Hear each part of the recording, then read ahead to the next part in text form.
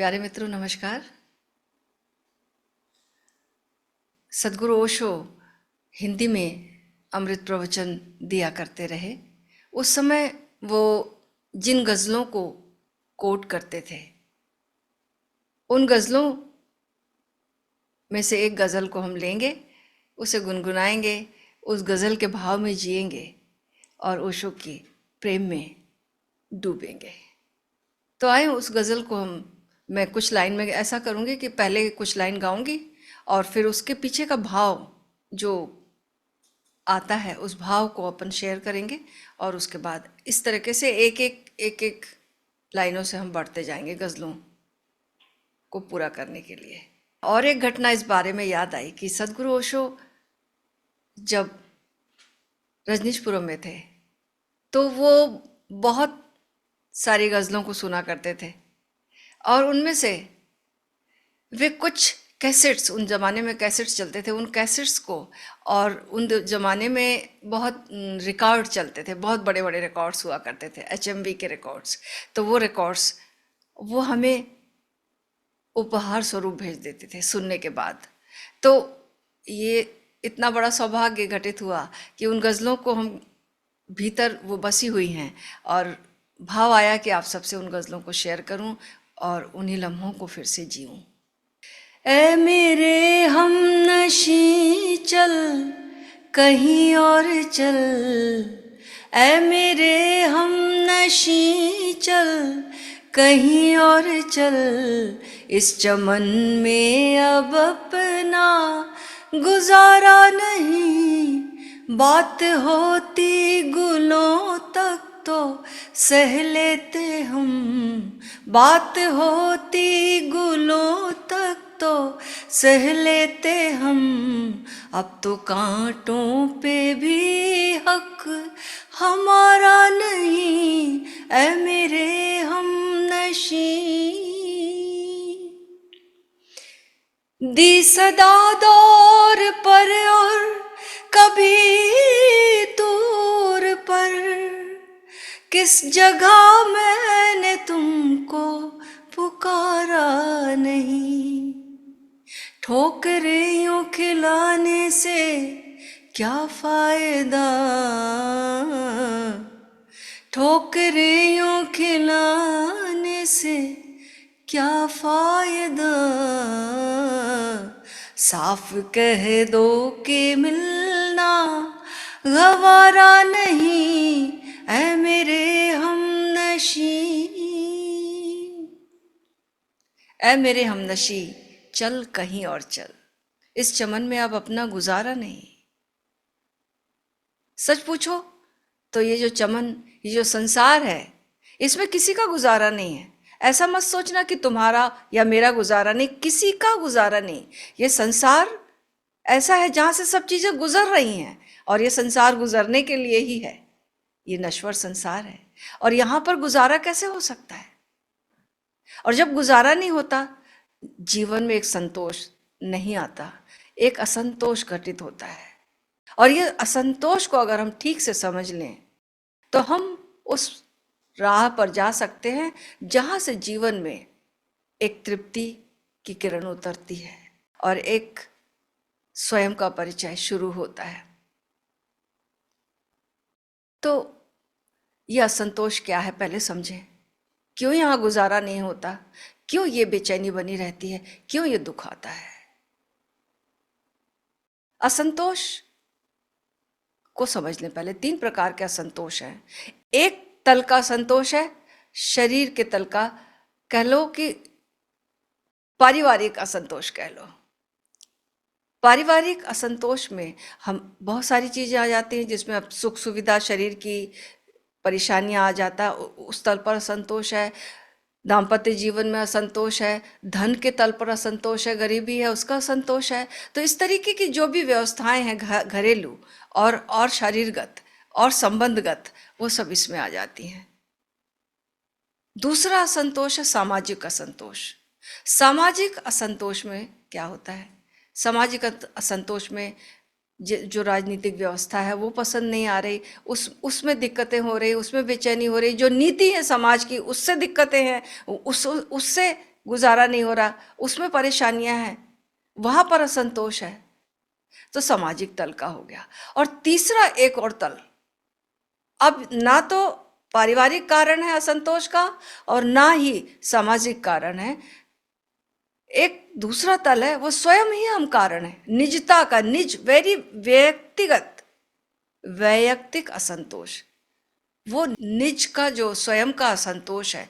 मैं मेरे होने से तृप्त नहीं हूं, मैं मेरे होने से तृप्त नहीं हूं, मैं कुछ और होना चाहती हूं, मैं क्रोधी हूं, तो ये क्रोध मुझे स्वीकार नहीं है, मैं करुणावान, मैं उस अवस्था में जाना चाहती हूं जिस अवस्था में महावीर को अहिंसा घटित हुई, जिस अवस्था में भगवान बुद्ध को करुणा घटित हुई, मैं उस राह पर जाने के लिए मुझे प्यास पैदा हुई है और इस जीवन से मुझे असंतोष है। और याद रखना, हमें जिस तल का असंतोष होगा वही वैसे ही परिणाम जीवन में आएंगे, जो हम खोजते वही मिलता है, लॉ ऑफ अट्रैक्शन। अगर हम पारिवारिक तल पर असंतुष्ट हैं तो हमें धन खोजेंगे तो हमें धन मिलेगा, लेकिन धन मिलेगा, और भी चीजें जो हम खोज रहे हैं उस तल की मिलेंगी, लेकिन तृप्ति नहीं मिलेगी, याद रखना, संतोष नहीं मिलेगा। क्यों? क्योंकि ये सब सदा नहीं रहती, मिलती हैं और फिसल फिसल जाती है ना, तो इसलिए संतोष ये रहने वाला नहीं है। ये संतोष ऐसा है कि आज आए हो कल तुम चले जाओगे, आज आए हो कल तुम चले जाओगे, ये मोहब्बत को अपनी गवारा नहीं। आज आए हो कल तुम चले जाओगे, ये मोहब्बत को अपनी गवारा नहीं। उम्र भर का सहारा बनो तो बनो, उम्र भर का सहारा बनो तो बनो, दो घड़ी का सहारा सहारा नहीं, उम्र भर का सहारा। हर सहारे दो घड़ी के ही होते हैं, एक ना एक दिन हर सहारा टूटने को ही होता है। क्यों? क्योंकि ये जगत ही क्षणभंगुर है और इसीलिए इसका आकर्षण है। क्षणभंगुर है सब चीज, हर सहारे क्षणभंगुर है, हर प्रेम क्षणभंगुर है, इसीलिए इसका आकर्षण है। कोई फूल खिला है और एक पत्थर है, पत्थर की ओर हम आकर्षित नहीं होते, फूल की ओर होते हैं। क्यों? क्योंकि फूल जो है आज खिला है और शाम को मुरझा जाएगा, ये मुरझा जाना, ये क्षणभंगुरता ही इसका आकर्षण है। और यही आकर्षण, यही क्षणभंगुरता हमें दुख देती है। ये मोहब्बत को अपनी गवारा नहीं, हमें शाश्वत चीजें चाहिए, हम शाश्वत चीजें खोज रहे हैं। बड़ी अजीब बात है, आकर्षण क्षणभंगुर का है और खोज रहे हैं हम शाश्वत। भीतर से प्यास है शाश्वत की, संतोष शाश्वत से आएगा, लेकिन खोज रहे हैं हम क्षणभंगुर चीजें, क्योंकि वही आकर्षण है, वही आकर्षित करती है। तो ये द्वंद्व में हम फंसे हुए रहते हैं। हर क्षणभंगुर चीज आकर्षित करती है और फिर वो हमारे जीवन में आती है, और अगर ठहरती है और टिकती है तो रसविदा हो जाता है, मोनोटोनस हो जाता है सब कुछ, ऊब पैदा होती है, और चली जाती है तो दुख पैदा होता है। तो जीवन को देखने की कला अगर हमें ठीक से आ जाए, अगर हम जीवन को देखना सीख लें, जीवन के अनुभवों से कुछ ग्रहण करना सीख लें। एक बड़ी प्यारी कथा है, महाभारत की घटना है कि 5 पांडव जब वनवास में थे तो प्यास लगती है और एक भाई जो है जल लेने के लिए जाता है, और वहां पर जो झील है एक, उस झील से पानी जैसे ही भरने जाता तो उस झील पर एक यक्ष का वास है, और वो यक्ष आवाज देता है, रुक जाओ, पहले तुम्हें मेरे प्रश्न का उत्तर देना होगा और उसके बाद ही तुम इस पानी को ग्रहण कर सकते हो, वरना तुम्हारी मृत्यु हो जाएगी, और अगर उत्तर भी गलत हुआ तो भी तुम जीवित नहीं बचोगे। प्रश्न था, जीवन का परम सत्य क्या है? जीवन का सत्य क्या है? तो हर भाई एक एक उत्तर देता है और उत्तर गलत निकलता है, सही नहीं निकलता। सही उत्तर नहीं मिल पाने से हर एक की मृत्यु हो जाती है। उसके बाद युधिष्ठिर जाते हैं, और युधिष्ठिर से भी यक्ष पूछता है, सावधान, रुको, मैं तुमसे जो प्रश्न पूछता हूं उसका उत्तर देना होगा। उत्तर तुमने सही दिया तो तुम्हें बहुत इनाम मिलेगा, तुम्हें वरदान दूंगा, और अगर तुमने उत्तर नहीं दिया तो तुम्हारे प्राण ले लूंगा। युधिष्ठिर ने पूछा, प्रश्न क्या है? तो यही प्रश्न पूछा गया कि जीवन का परम सत्य क्या है? युधिष्ठिर ने उत्तर दिया कि मनुष्य अपने अनुभवों से सीखता नहीं है। मनुष्य अपने अनुभवों से सीखता नहीं, बार बार वही गलती रिपीट करते हैं। हम देखें अपने जीवन में, अनुभव पर आशा जीत जाती है। अनुभव कहता है कि बार बार चीजें फिसल जाती, टूट जाती हैं, बिगड़ जाती हैं, लेकिन हम हैं कि उस महल को बनाने में लगे रहते हैं। हमारी आशा सोचती है इस व्यक्ति से हमारा नाता टूटा, इस व्यक्ति से हमारा प्रेम टूटा, ये स्त्री हमें भली नहीं लगी, इसकी गलती है, कुछ और खोजें, कहीं और चलें। हम बाहर दोष देते हैं, हम स्वयं में कभी ये कारण नहीं खोजते, स्वयं के भीतर ही नहीं जाते कि हम अनुभव से नहीं सीखते। हम देखते नहीं हैं कि जीवन ही क्षणभंगुर है, हर चीज फिसलती है, यहाँ पर हर चीज टूटती है, हर चीज का विनाश होता है। सहजोबाई कहती है ना, जगत तरैया भोर की सहजो ठहरत नाई। भगवान महावीर कहते हैं ना कि ये जो ओस की तरह जीवन है, पत्ते पर लगी हुई ओस अब गिरी की तब गिरी, पानी केरी बुध बुरा, इस तरीके का है कि कब ये पानी में बदल जाएगा। सूरज उगा, क्षण भर में ये ओस गिर गई, ढलक गई। तो जीवन का कोई ठिकाना नहीं है, लेकिन चूंकि ठिकाना नहीं है, चूंकि क्षणभंगुरता, इसलिए आकर्षित भी हम वहीं होते हैं, और भीतर शाश्वत की मांग ही हमें संतुष्ट करती है। तो अपने जीवन को वॉच करें, अपने जीवन को देखें, जो हम पकड़ने जाते हैं वो छूट छूट जाता है। और हम क्या करते हैं, हम दी सदा दौर पर और कभी तूर पर, हम कभी यहाँ सदाएं देते हैं, कभी वहाँ पुकारते, कभी यहाँ जाते हैं। ये दरवाज़ा खटखटाते, यहाँ से नहीं हुआ, यहाँ से मिला, ये दरवाज़ा ठीक है, मिलने के बाद पता चला कि वो बात बनी नहीं, तो फिर कहीं और चलते हैं। ऐसे सारे जीवन हम बाहर खोजते खोजते अपना व्यतीत कर देते हैं। लेकिन अगर जब हम अनुभव को अपने देखने लगे, और अनुभव अगर जब जीतने लगे, हमारा अनुभव से हमें सीख ग्रहण करने लगे, जीवन के पाठ को हम पढ़ने लगे, तब फिर जीवन में एक चमत्कार घटित होता है। फिर हम बाहर खोजना बंद कर देते हैं। हमने जो जो बाहर खोजा वो सब व्यर्थ पाया, और फिर एक खोज स्वयं की शुरू होती है, अपने स्वरूप की। वो कौन सा स्वरूप है, वो क्या है जो सदा सदा से है, जिसकी मुझे प्यास है, वो सदा, वो शाश्वत क्या है, उसकी खोज में हम निकल पड़ते हैं।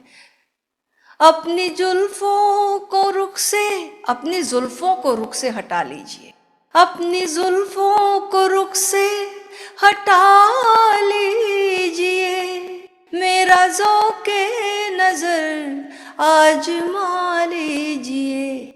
आज घर से चला हूँ यही सोच कर,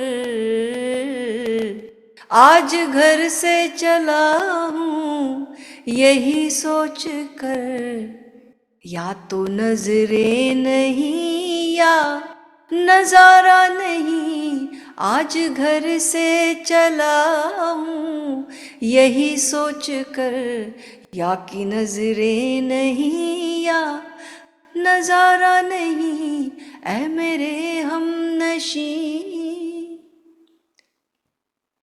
आज घर से चला हूं यही सोचकर, या तो नजरें नहीं रहेंगी, मेरी दृष्टि नहीं रहेगी, या नजारा होकर ही रहेगा, ये दर्शन होकर ही रहेगा।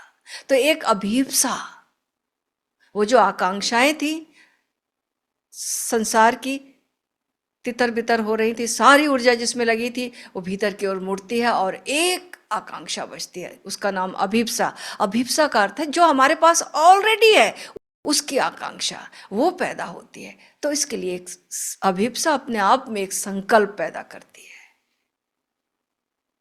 और एक पॉजिटिव एटीट्यूड, या तो नजरें नहीं या नजारा नहीं, नजरें दर्शन होकर ही रहेगा।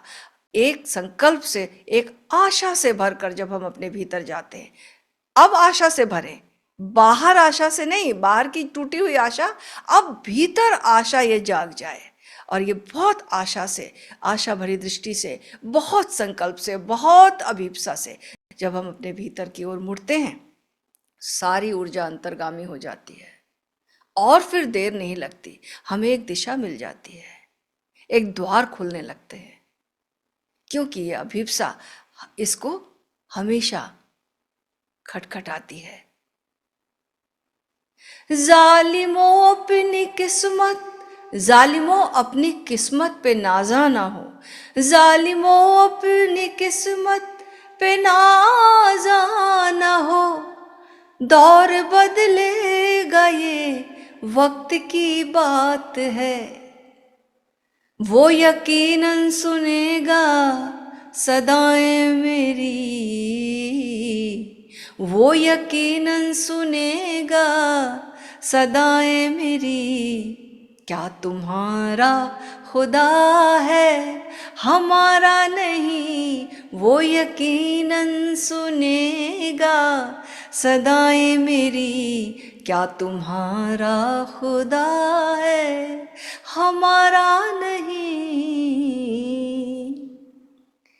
यकीनन सुनेगा सदाएं मेरी, मेरी आवाज जरूर सुनी जाएगी, क्योंकि वो सबका है, वो सबकी आवाज सुन रहा है, सबकी आवाज सुन रहा। आवाज देना सीखना है हमें। वो आवाज कैसे दें हम? वो अंतर्यामी तो सर्वत्र है। गीता में, श्रीमद् भगवत गीता में एक श्लोक है जिसमें कि वो अंतर्यामी सर्वत्र है और वो हाथों वाला, कानों वाला, आंखों वाला है, स्पर्श करने वाला है, वो हमें सुनता है, वो हमें स्पर्श करता है, वो हमें देखता है। बस हमें उससे जुड़ने की कला आनी चाहिए, उस अंतर्यामी से जुड़ने की कला आनी चाहिए। जुड़ने का सूत्र श्रीमद् भगवत गीता में जुड़ने का सूत्र दिया हुआ है। भगवान ओशो ने बहुत सारी विधियां दी हुई हैं, उन विधियों का प्रयोग हम प्रोग्राम में हमेशा यहाँ पर करते हैं, श्री रजनीश ध्यान मंदिर में, और अलग अलग तरह से प्रोग्राम होते हैं। कभी श्रीमद् भगवत गीता पर होता है, कभी भगवान शिव पर होता है। आप सबको आमंत्रण है, आप आएं और ज़रूर इस रहस्य को जानें, कैसे उस अंतर्यामी प्रभु से जुड़ें, ताकि वो हमारी सदा को, हम उसको सदा देने के काबिल हो जाएं। कैसे वो सदा देनी है वो तो सुन ही रहा है, बस ये एक ट्रस्ट आ जाए, एक भरोसा आ जाए, एक यकीन आ जाए, वो यकीनन सुनेगा सदाएं मेरी। क्या तुम्हारा खुदा है हमारा नहीं, सबका खुदा है, वो परमात्मा सबका है और सर्वत्र है, मेरे भीतर है, आपके भीतर है, अंतर्यामी के रूप में, जानने वाले के रूप में मौजूद है। वो जो नोअर है हमारा, वो जानने वाला तत्व है, वो हमेशा हमेशा निरंतर हमें भीतर से सदाएं दे रहा है। हम नहीं सुन रहे, उस सदा को सुनने की कला आ जाए, फिर हम उसे सदा दे सकते हैं और उसकी सदा को सुन सकते हैं, पुकार सकते हैं और उसकी पुकार को सुन सकते हैं।